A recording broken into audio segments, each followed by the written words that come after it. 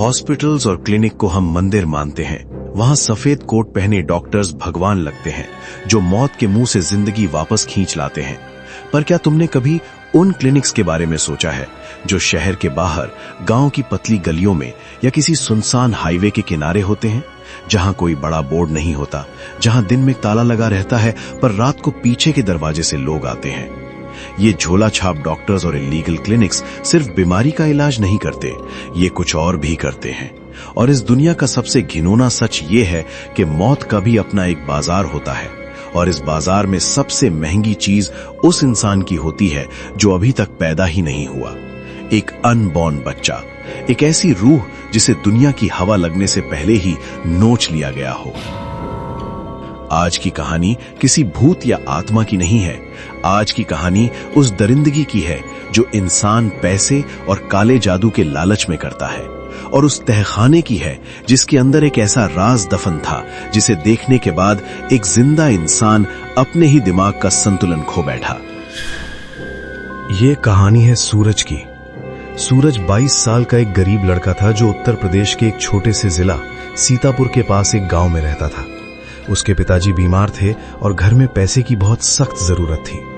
सूरज 12th पास था और काम ढूंढ रहा था। तभी उसके एक दूर के रिश्तेदार ने उसे बताया कि हाईवे के पास एक नया क्लिनिक खुला है, संजीवनी क्लिनिक। वहां डॉक्टर को एक कंपाउंडर की जरूरत है जो रात की शिफ्ट में काम कर सके। सैलरी बहुत अच्छी थी, 15,000 रुपए महीना, जो उस गांव के हिसाब से बहुत बड़ी रकम थी। सूरज बिना सोचे समझे तुरंत तैयार हो गया। क्लिनिक एक पुरानी 2 मंजिला बिल्डिंग में था। आगे से कुछ बेड लगे थे, एक छोटा सा ऑपरेशन थिएटर था और एक कैबिन था। डॉक्टर का नाम था डॉक्टर रस्तोगी। उम्र करीब 50 साल, गंजा सर, चेहरे पर एक अजीब सी खुरदुरी सख्ती। उसने सूरज को देखा और बस 2 बातें कही। पहली बात, यहां रात को जो भी मरीज आए उनका नाम रजिस्टर में नहीं लिखना है। और दूसरी बात जो सबसे जरूरी थी, क्लिनिक के पीछे एक लोहे का दरवाजा है जिसके नीचे बेसमेंट यानी तहखाना है। उस दरवाजे के पास कभी नहीं जाना है, और चाहे कुछ भी हो जाए रात के 9 बजे के बाद उस तहखाने का दरवाजा खुलना नहीं चाहिए। सूरज को लगा शायद वहां महंगी दवाइयां या केमिकल रखे होंगे। उसने हां बोल दिया और अपना काम शुरू किया। शुरुआत के कुछ दिन सब नॉर्मल रहा। सूरज सफाई करता, इंस्ट्रूमेंट्स बॉयल करता, पर एक हफ्ते बाद उसने एक पैटर्न नोटिस करना शुरू किया। क्लिनिक में दिन में कोई नहीं आता था, पर रात को 11 बजे के बाद गाड़ियां आती थीं। उन गाड़ियों में औरतें होती थीं, आमतौर पर प्रेग्नेंट औरतें जो रोते हुए चेहरा छुपा के आती थीं। उनके साथ उनके घरवाले होते थे। डॉक्टर रस्तोगी उन्हें ऑपरेशन थिएटर में ले जाता था। सूरज को बाहर बिठा दिया जाता था और 1 घंटे बाद वो औरत पूरी तरह से नींद और खून में लथपथ बाहर आती थी और उन्हें गाड़ी में डालकर वापस भेज दिया जाता था। सूरज समझ गया था कि ये एक इलीगल अबॉर्शन क्लिनिक है, जहां वो औरतें आती हैं जिन्हें अपना बच्चा गिराना होता है। सूरज को घिन आई। उसने सोचा नौकरी छोड़ दे, पर घर की मजबूरी उसे रोके रखी। पर एक चीज थी जो सूरज के दिमाग को कुरेद रही थी। हर ऑपरेशन के बाद डॉक्टर रस्तोगी अपने हाथ में एक काले रंग का प्लास्टिक बैग लेकर बाहर आता था। वो बैग थोड़ा भारी होता था और उसमें से अजीब सी सड़ी हुई बू आती थी। रस्तोगी उस बैग को लेकर ठीक उस लोहे के दरवाजे के पास जाता, ताला खोलता और तहखाने के अंदर चला जाता था। आधे घंटे बाद वो खाली हाथ बाहर आता और दरवाजे पे बड़ा सा ताला लगा देता। तहखाने के अंदर क्या हो रहा था ये सूरज नहीं जानता था, पर रात को जब क्लिनिक में सन्नाटा होता था तो सूरज को उस तहखाने के दरवाजे के नीचे से आवाजें आती थीं। पानी के छलकने की आवाज और कभी कभी बहुत हल्की सी शीशे पर किसी चीज के टकराने की आवाज। टक टक टक। अगस्त की एक रात थी। बाहर भयंकर तूफान आया हुआ था। बारिश इतनी तेज थी कि हाईवे पे कुछ दिख नहीं रहा था। रात के करीब 2 बज रहे थे। एक ऑपरेशन अभी अभी खत्म हुआ था। रस्तोगी काले बैग को लेकर तहखाने में गया था। उस दिन उसने किसी वजह से तहखाने का लोहे का दरवाजा पूरा बंद नहीं किया था, बस हल्का सा भिड़ा दिया था। शायद वो जल्दी में था। रस्तोगी वापस ऊपर आया, अपने हाथ धोए और सूरज से बोला कि मैं 10 मिनट के लिए गाड़ी से दूसरे गांव तक जा रहा हूं, एक इमरजेंसी है, तो क्लिनिक लॉक करके अंदर ही बैठना और किसी को अंदर मत आने देना। डॉक्टर रस्तोगी चला गया। सूरज अकेला था। लाइट बार बार फ्लिकर कर रही थी। तूफान की वजह से इन्वर्टर भी ठीक से काम नहीं कर रहा था। सूरज अपनी चेयर पे बैठा था, तभी उसने कुछ नोटिस किया। क्लिनिक के उस अंधेरे कॉरिडोर में जहां लोहे का दरवाजा था, वहां से एक अजीब सी नीली रोशनी बाहर आ रही थी।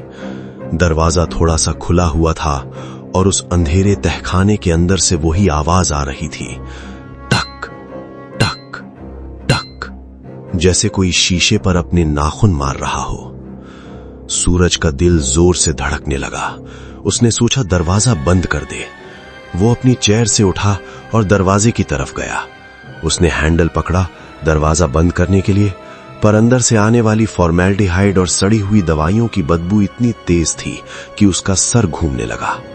तभी उसने दरवाजे के थोड़े से खुले हिस्से से अंदर की तरफ झांका। सीढ़ियां नीचे जा रही थीं और नीचे एक बड़ा सा हॉल था जहां नीली और पीली लाइट्स जल रही थीं। सूरज की क्यूरियोसिटी उसके डर पर हावी हो गई। उसने फोन की फ्लैशलाइट ऑन की और दरवाजा खोलकर दबे पांव सीढ़ियों से नीचे उतरने लगा। तहखाना बर्फ की तरह ठंडा था। एसी फुल स्पीड पर चल रहा था। जब सूरज पूरी तरह नीचे पहुंचा तो उसने जो मंजर देखा, उसने उसकी आत्मा को अंदर तक झंझोड़ दिया। पूरे तहखाने में बड़ी बड़ी लोहे की शेल्व्स लगी हुई थी और उन शेल्व्स पर बड़े बड़े कांच के जार रखे हुए थे, सैकड़ों जार। हर जार के अंदर एक हरे और पीले रंग का केमिकल भरा हुआ था और उन जार के अंदर वो चीजें तैर रही थीं जिन्हें देखकर सूरज की उल्टी निकल गई। हर जार के अंदर एक एबॉर्टेड फीटस था, एक अधूरा बच्चा। किसी का आकार 2 महीने का था, किसी का 4 महीने का, किसी का 6 महीने का। उनकी हड्डियां नरम थी, उनकी स्किन ऑलमोस्ट ट्रांसपेरेंट थी, जिसके आर पार उनकी नसें दिख रही थीं। कुछ के हाथ पैर पूरी तरह बने भी नहीं थे। रस्तोगी एक डॉक्टर नहीं था, वो एक बुचर था जो इन मरे हुए बच्चों को केमिकल्स में प्रिजर्व कर रहा था। सूरज डर के मारे पीछे हटने लगा। उसने सोचा ये सब पुलिस को बताना पड़ेगा। ये आदमी इन बच्चों के जिस्म के साथ क्या कर रहा है। पर तभी सूरज के ठीक पीछे वाले शेल्फ से वही आवाज आई, टक टक टक। सूरज स्लोली पीछे मुड़ा। उसने अपनी फ्लैशलाइट उस बड़े से कांच के जार पर मारी जिसमें एक लगभग 5 महीने का फीटस तैर रहा था। केमिकल थोड़ा धुंधला था।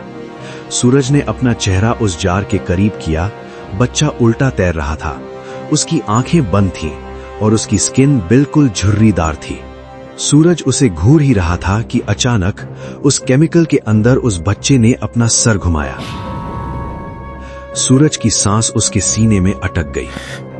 वो बच्चा मरा हुआ नहीं था। उस फीटस ने धीरे धीरे अपनी बंद आंखें खोलीं, पर वहां सफेदी नहीं थी, सिर्फ 2 गहरे काले छेद थे जहां आंखें होनी चाहिए थीं।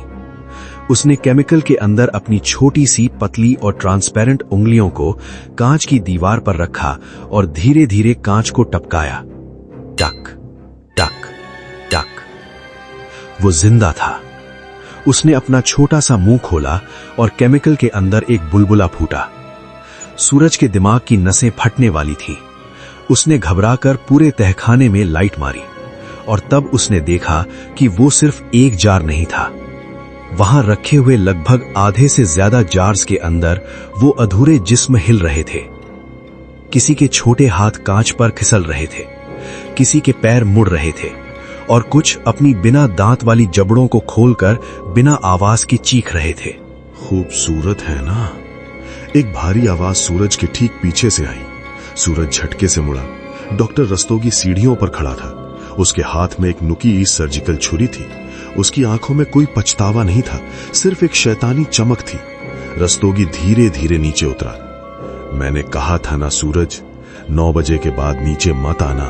तूने अपनी मौत को खुद दावत दी है। सूरज पीछे दीवार से सट गया। उसने कांपते हुए कहा, आप क्या है? ये सब क्या है? ये जिंदा कैसे हैं? रस्तोगी हंसा, एक ऐसी हंसी जो इंसान की नहीं लग रही थी। उसने एक जार को अपने हाथ से सहलाया और बोला, ये मेडिकल साइंस नहीं है सूरज, ये तंत्र है, सिफली इल्म। क्या तुझे लगता है मैं अबॉर्शन सिर्फ चंद हजार रुपयों के लिए करता हूं? नहीं, इन अनबॉर्न बच्चों की रूह इस दुनिया की सबसे प्योर, सबसे पावरफुल एनर्जी होती है। इनमें पाप नहीं होता, कर्म नहीं होते। जब मैं इन्हें मां की कोख से निकालता हूं तो मैं इनकी रूह को निकलने नहीं देता। इन केमिकल्स के साथ कुछ ऐसी जड़ी बूटियां और भस्म मिली है जो इनकी रूह को इन अधूरे जिस्मों में कैद रखती है, और मैं इन जार्स को उन काले तांत्रिकों को बेचता हूं जो इन्हीं कैद रूहों की शक्ति से अघोर साधना करते हैं। एक जार की कीमत लाखों में मिलती है मुझे। रस्तोगी ने अपनी छुरी उठाई और सूरज की तरफ बढ़ा।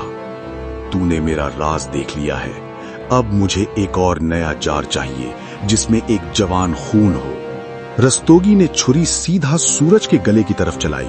सूरज ने अपनी जान बचाने के लिए साइड में डाइव मारी और गलती से उसका कंधा उस लोहे की शेल्फ से टकरा गया जिस पे वो सारे जार्स रखे हुए थे। शेल्फ बुरी तरह हिली और सबसे ऊपर रखा एक बहुत बड़ा जार ढाम से जमीन पर आकर गिरा। कांच के हजारों टुकड़े हुए और वो हरा बदबूदार केमिकल पूरे फर्श पर फैल गया। रस्तोगी की चीख निकल गई, नहीं, तूने क्या किया? पर सूरज रस्तोगी की तरफ नहीं देख रहा था। सूरज फर्श पर देख रहा था। उस टूटे हुए जार के केमिकल के बीच में से वो चीज हिल रही थी। वो लगभग 7 महीने का फीटस था। उसकी खाल पर उस केमिकल की वजह से फफोले पड़ गए थे, पर अब जार टूटने के बाद वो आजाद हो चुका था। उस छोटी सी चीज ने अपना सर उठाया और इस बार उसके मुंह से एक आवाज निकली। बच्चे के रोने की आवाज नहीं, बल्कि किसी गुस्से में आकर फुरफुराते हुए सांप जैसी हिस की आवाज। रास्तोगी डर के मारे पीछे हटा। उस अधूरे जिस्म ने अपने लंबे बिना हड्डी के हाथों का इस्तेमाल किया और फर्श पर मकड़ी की तरह रेंगते हुए सीधा रास्तोगी की तरफ बढ़ा। उसकी तेजी इतनी थी कि रास्तोगी जब तक मुड़कर भागता, वो चीज उसके पैरों पर चढ़ गई। उस छोटी सी चीज ने अपना बिना दांतों वाला जबड़ा पूरा खोला और रास्तोगी की पिंडली में ऐसे गड़ा दिया जैसे कोई वैक्यूम हो। उसने एक ही झटके में रास्तोगी की चमड़ी को फाड़ दिया। रास्तोगी की दर्दनाक चीख पूरे तहखाने में गूंज गई। उसका खून उस अधूरे बच्चे के मुंह पर गिर रहा था और वो चीज और तेजी से उसके खून को चूस रही थी, जैसे वो अपनी अधूरी जिंदगी की भूख मिटाना चाहती हो। सूरज ने 1 सेकंड भी वेट नहीं किया। उसने देखा कि शेल्फ पर रखे बाकी जार्स में भी हलचल होने लगी है। अंदर रखे फीटसेस जोर जोर से कांच पर मार रहे थे, जैसे उन्हें भी आजाद होना हो। सूरज सीढ़ियों की तरफ भागा। रास्तोगी जमीन पर गिर चुका था और वो चीज उसकी गर्दन की तरफ रेंग रही थी। सूरज तहखाने से बाहर निकला, भारी लोहे का दरवाजा बंद किया, कुंडी लगाई और बिना पीछे देखे क्लिनिक से निकलकर भारी तूफान में हाईवे की तरफ भाग गया। सूरज भागते भागते बेहोश हो गया। अगली सुबह हाईवे पेट्रोल ने उसे देखा। जब उसने पुलिस को सब बताया तो पुलिस की टीम संजीवनी क्लिनिक पहुंची। क्लिनिक का मेन दरवाजा खुला था, पर जब पुलिस ने तहखाने का लॉक तोड़ा तो वहां का मंजर देखकर इंस्पेक्टर की रूह कांप गई। तहखाने में बहुत भयानक आग लग चुकी थी। सारे जार्स टूट चुके थे। केमिकल और आग ने सब कुछ जलाकर राख कर दिया था और तहखाने के ठीक बीच में डॉक्टर रस्तोगी की आधी जली हुई लाश पड़ी थी। पर डॉक्टर की मौत आग से नहीं हुई थी। पोस्टमार्टम में पता चला कि किसी चीज ने उसके चेहरे और उसकी गर्दन का पूरा मांस नोच लिया था। हड्डियों पर सिर्फ दाग थे, पर अजीब बात यह थी कि वहां उन जार्स या फीटसेस का कोई नामो निशान नहीं मिला। न राख, न हड्डियां, जैसे वो सब वहां थे ही नहीं, या फिर आजाद होने के बाद वो सब तहखाने की अंधेरी नालियों के रास्ते कहीं और निकल गए थे। सूरज आज भी जिंदा है, पर वो किसी भी हॉस्पिटल या क्लिनिक के पास से गुजरता है तो उसका पूरा जिस्म ठंडा पड़ जाता है। वो कहता है कि मेडिकल साइंस की आड़ में इस दुनिया में कुछ ऐसे घिनौने काम हो रहे हैं जिन्हें आम इंसान सोच भी नहीं सकता। अबॉर्टेड बच्चों के जिस्म कहां जाते हैं, उन्हें कहां फेंका जाता है, उनके साथ किन अंधेरी भट्टियों में क्या क्या जादू किया जाता है, ये कोई नहीं जानता। तो अगली बार जब तुम किसी सस्ते, बिना बोर्ड वाले और सुनसान इलाके के क्लिनिक में कदम रखो तो एक बार अपने आसपास की हवा को जरूर महसूस करना। और अगर तुम्हें किसी बंद कमरे के दरवाजे के नीचे से शीशे पर टकराने की हल्की हल्की आवाज सुनाई दे, टक टक टक, तो अपने कानों पर विश्वास मत करना। वहां किसी जिंदा इंसान की आहट ढूंढने की कोशिश मत करना। बस वहां से जितनी जल्दी हो सके भाग जाना, क्योंकि जो चीज कभी पैदा नहीं हुई वो मौत का डर नहीं जानती, और जो चीज कैद से आजाद होती है वो सिर्फ और सिर्फ अपना बदला मांगती है, क्योंकि रात सिर्फ अंधेरी नहीं होती।